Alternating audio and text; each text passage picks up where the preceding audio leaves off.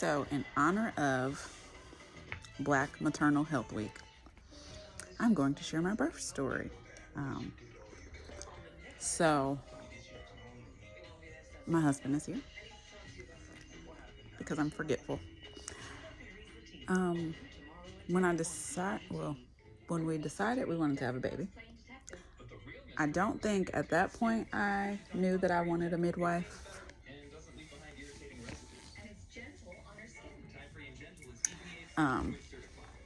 Did I know at that point? I don't think so. I knew you wanted to have a home birth, but you didn't know who your I didn't know midwife was the going to be. process of that. Yeah. I knew I wanted to have a home birth. Bless you. Because I'm terrified of hospitals. Not necessarily terrified of hospitals, but the way that Black maternal health ends up in hospitals was terrifying for me. Bless you. I had been reading stories of Black women giving birth that it did not go so well for them in the hospital simply because someone didn't believe them, their pain level, all the things that we know happens way too often. So I knew that I did want to have a home birth. I just didn't know what that would look like. So we did start out, we got pregnant in 2021. We did start out with an OB, very nice woman. She just wasn't for me. So a friend of mine, the only person that I knew, that's not true. My brother's girlfriend had a home birth, and they had a great experience. And then a friend of mine had a home birth here where we live. And I called her and asked her, what was your experience? And she immediately was like, you need to call them and set up a consultation. I was like, okay, I will. And she's like, no, get off the phone with me now and call them. If you don't call them, I will call them for you. You need to meet this midwife. She was amazing. I love her. Do it. So we did. Set up a consultation. The consultation was via Zoom. Me and my husband were both on the Zoom call. And we did really like her. So we decided to go ahead and sign up and take her on as our provider for our first child. And at the time, she had a student who we met at our first appointment. We met her. Our first prenatal appointment, we met her, and bless you. Bless you. It was like instant loved her. Both of them, are amazing women. Love them so much with all of my heart. I will love them forever. And yeah, so met the midwives. It was an amazing experience initially meeting them. Me and him talked about it in the car after, all right, this is it. We are really doing this. It's really happening. We are going to have a home birth. Natural home birth. It's something that no one in my family has ever done. No one in his family had ever done a home birth. So we were the first to forge out on this crazy road. A lot of our friends and family, we did tell them that's what we were doing. A lot of people had questions, concerns, like, why are you doing that? Why would you opt to do that? Even my grandmother, who has 8 children, was like, why? We didn't have as many resources back then that there are now. Why would you opt to have a home birth with a midwife? You can go to the doctor. You can get anesthesia, or not anesthesia, epidural. You can get an epidural. Why would you not do that? And I was just like, no, I'm not interested in doing that. I don't want to do that. I knew that I wanted to have a natural birth. So that is what I'm going to do, and did. So with Kingston, I went into labor actually on my water broke on our anniversary at about 7:00. I didn't know for sure that that was what it was because it was not like the movies at all. It was more like a trickle, not a gush like on the movies. They did tell me that it was not like the movies, but my brain still couldn't wrap around that. I thought it would be more and it would be like for sure, like, oh, your water broke. It was not. Um, so I went on about my life. I think we went out to dinner. We got juicy seafood. Yeah, we went and grabbed dinner. Mm-hmm. Okay, we went and did pickup, ate at home, went on about our night. The next day, I did start to feel contractions. Um, I made the mistake, and it was really a mistake. It was my mistake that thinking, okay, I told my doula, because I did also have a doula, love her to death, told my doula that my water broke. And she was thinking that I told her and the midwives. In my brain, don't know why, I was thinking that I told her and she would tell the midwives that that's not her job or her responsibility. So my midwives at that point did not know that my water had broke. Oops. So then next day, feeling contractions. They're not too bad, but I'm like, oh, I'm feeling something. And then it does get pretty bad. I would say around like 3 or 4. You think 3 or 4? Yeah. Around 3 or 4, they start getting a little more intense. Around 5, they're really intense. Um, my midwife was actually out of town on vacation, but the student was not. She was actually attending another birth. But my husband called her, and she's like, "Okay, let me hear her." Because they are that well trained and professional that just by hearing me, they would know, like, or she would know, do I need to get there or does she have some time? So he put the phone on speaker. She heard me and she was like, I'm on the way. She got here fairly quickly. And when she got here, I was about ready. She checked my cervix, which I love with having a midwife. They ask you for permission for everything. Is it okay if I touch you? Okay, this is where I'm going to touch you. So at that time, they don't just, I heard, I have not had a hospital birth, but I have heard that they do check your cervix quite often when you're in the hospital. And I highly doubt that they're asking permission to do that. So she checked my cervix. And at the time, my son's head was actually under my pelvic bone and my cervical lip had not come up all the way. So even if I were to begin to push, he was not going to come out. And in that moment, like there's a lot going on, but in the back of my brain, I knew like if I were in a hospital, they would have given me an emergency C-section because there was no way I was going to push him out without my cervix fully open, allowing his head to come out. But because of the expertise of my midwife, she knew that she could do something to help me to get this baby out without having to do any type of intervention.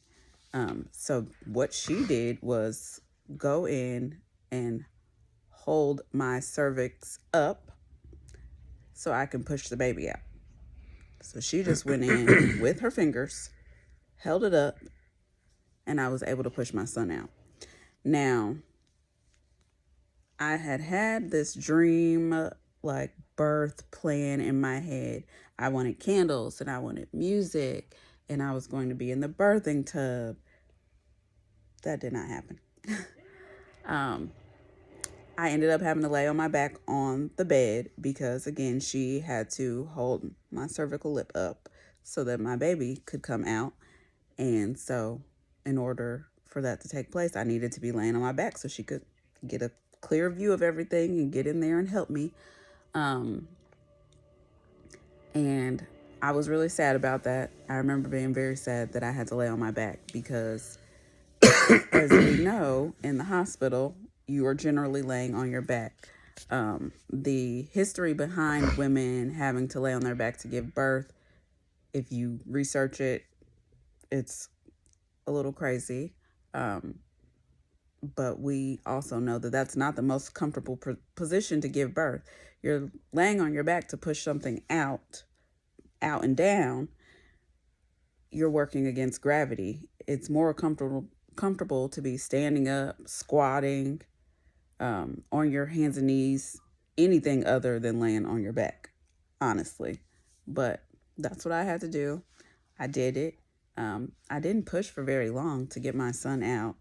And I mean, contractions are intense and they hurt. Labor is uncomfortable and it can hurt. Pushing, honestly, for me was a relief because like that's what your body naturally wants to do. So that part didn't hurt. Pushing my son out did not hurt, but the contractions and the labor, very uncomfortable, can be painful, can be intense.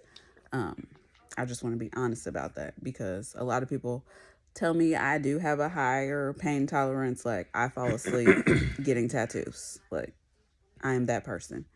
But labor and contractions do hurt.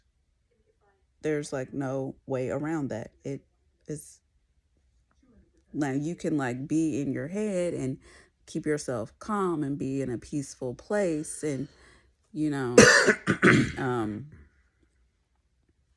stay in the moment and the pain won't be as intense, but it does hurt. It's intense. And quite honestly, every time I had a contraction, I felt like my back was breaking in half. And my husband, thank God, was there as my support and applied pressure on my back while I had contractions and pushed my hips in, which in some birthing classes, we took the Bradley Method class, which was a really informative, amazing class that we took together. We had a lot of fun doing that class together. That is one of the things that they say that a husband can do, or your partner, spouse, whoever, can hold your hips together while you're in labor, and it does provide some relief because at that time, like everything is pressing pressure, and just that pressure against it gives a sense of relief and comfort. Um, but yes, we were able to have our successful home birth. Um, it was still successful, even though I was not in the birthing tub. I did not have the music or candles. I don't even know if, I'm assuming, well, it wasn't dark yet outside. Was it dark? I don't know. I don't know if it was dark. Okay. It was dark. It was dark. I'm like, I don't know if the lights were dimmed. I guess it was dark. But it was October, yeah, so it was probably dark. But yeah, so all of the things did not go exactly to plan, but it was still a success. And it was such a success that I remember right after I gave birth to my son, I looked at my husband and I was like, I could do that again. I mean, it was probably a lot of hormones and emotions in that moment when I said that, but it was successful. And having a midwife and a doula and having your child at home was something that was so important to me. And it was even more special than I could have imagined. Just having that team of people that like knew me because I had been meeting with them for months, my entire pregnancy. So they knew me, they knew my husband. They really get to know you during your prenatal visits. It's not like what I had experienced at the OB. It's not like a quick little like, okay, how are you doing? This, check that. Okay, all right, listen to the baby's heart. Goodbye. It was like, no, really, how are you? Like, how are you mentally? Who's supporting you? What do you need help with? What can we do for you? Those visits were really intentional, as well as, of course, they did do all the other things, listen to the baby's heartbeat, check the baby's positioning when you get a little closer to your due date. But they really love on you and treat you like family. So they care for you like family, which is really important to me because giving birth is intense and it can be Um, it can be very difficult, and sometimes things don't go that well. And if someone doesn't care for you like a family member, then sometimes things go like, well, whatever, she'll be all right. And then the person's not all right. Um, but that home birth for me, it just opened my eyes and it was really magical. Like, you give birth at home, and instead of being in a hospital bed and having nurses come in and poke and prod and ask you questions every couple hours, me and my husband got in our bed after we had our baby, did skin time.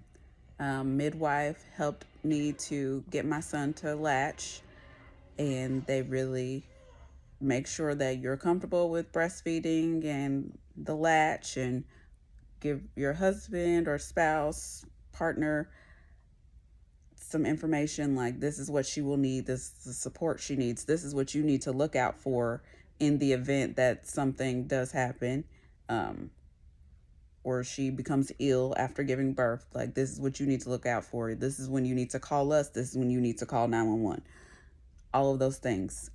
But we really just had our baby, got in the bed, and went to sleep. Went to sleep. It was wonderful. Um, my mom was here. That was great. She was a great help. And I mean, the next day we woke up and we're just at home with our baby. And the midwives came the next day. That's also a really great part, is because we're already at home. The midwives came to our house the next day to do a postpartum visit with us, check on the baby, make sure everything's still going well, make sure we're still doing good. I'm doing great. How do I feel after giving birth? And that first birth of my son, it was amazing because even though I had to lay on my back and I had to do all the things that I didn't necessarily want to do, I wasn't in the birthing tub. I didn't tear, so that was a plus. Didn't have to get any stitches. Even though you are more likely to tear laying on your back, I did not. But again, If you follow the dietary plans set by your midwife, it should yes, limit that in essence. yes, and that is another thing. Prenatal visits with my midwife, she is very on it about diet. So she has you do a diet journal. She looks to see what you're eating and lets you know what things can help and what can hurt. Um, so leafy greens, she's really big on leafy greens. Leafy greens really support your perineum and keeps you from tearing while you're giving birth, because tearing actually happens quite often and you will be led to believe that it's just normal. It's not. Um, just because it's common, I've learned a lot of things. Just because something is common does not mean it's normal. It's just common. Um, but my overall experience was so great that I did it again. We did have a second home birth 2 years later. But I don't know, did I miss anything about our home birth? Just as far as like, if you follow the adequate timing of everything, it should go as planned. If any emergencies were to arise, they're trained enough to immediately either call the ambulance, or plan was intact to get you into a car and to a nearby hospital ASAP. Because I think the issue was when we reported your water breaking, it had almost been 24 hours in between the time frame of the water breaking and the birth. So of course, in that amount of time frame, the chance of infection increases by double, I believe. So they had the plan, and look at the minor hiccups of Kingston's head not being passed correctly were easily avoided in a situation where something that the midwife was able to fix would have easily resulted in a C-section in the hospital. And nobody really wants to cut through all those layers of muscle and fat and everything for a C-section. So it was, I said, the experience was just overall, personally better. You could eat the entire time. Yes. You Even though I don't think I wanted to at that point. You was getting forced to eat, but in that time frame, you're just, and nothing beats doing something at your house rather than a bright hospital, a bunch of people coming in every hour on the hour asking you questions instead of letting you rest, things like that.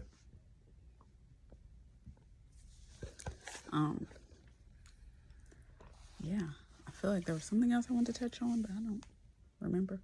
I think also, like, it's really important to, like, have your support and have your partner on board with you. I don't know that initially, I think you were a little like, home birth. What? I never heard of it. Right, like I said, It just was. no one in either of our families had ever done anything like that. Like our moms and grandmothers, and like they went to hospitals. I think maybe my grandmothers both have multiple children, 8 and 6, but I think that like maybe one of each of their births didn't happen at a hospital, but that was not on purpose. So yeah, this was like something out of the box for our families. But the experience was just so wonderful for us, and I feel like it made me look at you in a different light just because you were so like strong and like right there. And I know that we took the class and it was like all of these things, but in the moment to like implement them, because things can get crazy in the moment and you can forget everything that you learned. But in the moment that you were able to just be there and be my support and like really step in and do the things, like, because they warned that I might be like, get away from me, don't touch me. I wasn't. But you were able to just roll with the punches, and whatever I needed in the moment, you were there providing it for me. And that was a wonderful part of this experience. And I definitely appreciate you for being that person and being in that role. And also shout out to my doula, because she was definitely on it as well, and very helpful in the situation. And shout out to doulas in general, because they have to be there before and after the midwife. So they really spend a lot of time with us moms, especially when it's time to give birth. They are there for a very long time doing all of the things. Sometimes getting orders barked at them, sometimes running around doing stuff that they probably didn't even think they were going to have to do. So I definitely love doulas for that. I appreciate that. Also, I think it's really important that the way the midwives were concerned as far as like your breastfeeding journey. I know a lot of times that was another thing, like the women in my family didn't breastfeed. The women in his family, some of them did, but not like his mom or my mom. So for them to really know that that was important to me, that I wanted to breastfeed my child, for them to make sure that I was comfortable doing it, that I knew what I was doing, because everybody makes it seem like you'll just know. You'll just know. You'll have this baby, they'll latch perfectly, and you'll just know. It's not that simple. Um, Kingston had tongue and lip tie, so it was not that simple. They were able to recognize that, excuse me, they were able to recognize that and correct it the next day when they came to visit us. And help me and make sure that I was able to continue to breastfeed him and for as long as I wanted to.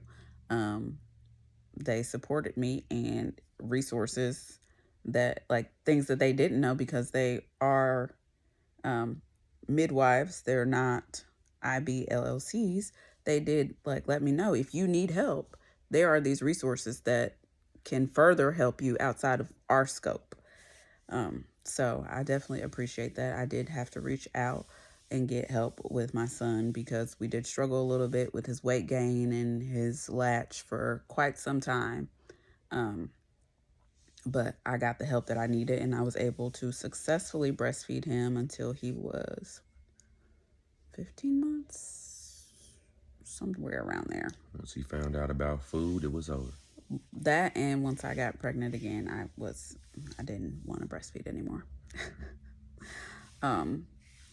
But yeah, there may be another video, just because I'm sure there's something that I missed that I wanted to talk about, that I will remember at some point in life and then come back to share more with you all. But I really just wanted to get that out there, with this being Black Maternal Health Week, and I just wanted more people to know that there are options.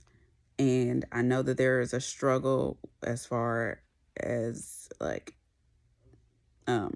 finding people. You need, like, a community, or, and even finances, like going the midwife route. Some people are like, well, why are you paying out of pocket for this if you have insurance and you can? But even then, sometimes, you go to the hospital and your insurance says they cover this much, and I know people that have great insurance and got an astronomical hospital bill after giving birth. So the money I spent for my midwife does not even pale in comparison to, like, the experience. Like, it's so worth it to me to know that, like, I was heard, I was seen, I didn't have any concerns. Never in my mind did I think there's a slight chance that this person, like, when we get to it and it's time for me to give birth, that something may happen and they may not have my best interest. So I need to make sure that there's someone there to advocate for me. I never had to worry about that, because I knew that they had my best interest at heart. And when people say, that was a big concern, what happens if there's an emergency? They are trained professionals. If there's an emergency, your midwife is going to do whatever is necessary to make sure that you and your baby are okay. To the point where when you initially have a consult with a midwife, if they know right off bat, oh, you're not a good candidate for a home birth, they will tell you that. They will tell you that. They will say, oh, you're not really a good candidate for a home birth. I can attend the hospital birth with you and be your person, your advocate. You can do your prenatal visits with me, and I will go to your prenatal visits at the hospital or whatever that may look like, but you're not a good candidate for a home birth. They will let you know. So for the people that are scared, thinking like the what ifs happen in the hospital all the time, where they have all the things that everyone is so concerned that the midwife does not have at their hands. And women that look like me are still dying in the hospital. while giving birth. So the what ifs that was never a thing for me, because what if I'm in the hospital and I still die? Like, it was happening so often. It's still happening. I live in Indiana. We are the third highest ranked for um, Black maternal death. Third in the country, in the United States. So, yeah, like, it was not even a question for me that the home birth with my midwives was the way to go. And I'm so glad I went that way. Um, I met the most amazing women, and they are forever a part of my life. They know that. Um, they are like sisters. We are we are here now. They are my children's aunties. They know that. I let them know. um, but for anybody that has any doubt, questions, concerns, like, I am open. I will answer any questions. Was that your hand? I am open and will answer any questions. Yes, my husband will answer any questions, especially for the partners and husbands that are on the fence and they think like, oh no, she's crazy. She wants to have a home birth. She's crazy. Or she wants to go the midwife route. No, that's what we pay doctors for. He's your guy. He will give you all the info and let you know why our experience was so great and why we would not have any children any other way. I think we are done having children, but okay, we are done having children. He's okay. We are done having children, but yes, we are here. I have social media. My Instagram is at Kyandra Glover. Yours is at _ Mr. Exclusive. Mr. Exclusive. No, it's Mr. _exclusive. Okay. Something like that. Anyway, I will put that below because we don't know. It will all go below. We don't know. But yeah, if you have any questions, please feel free.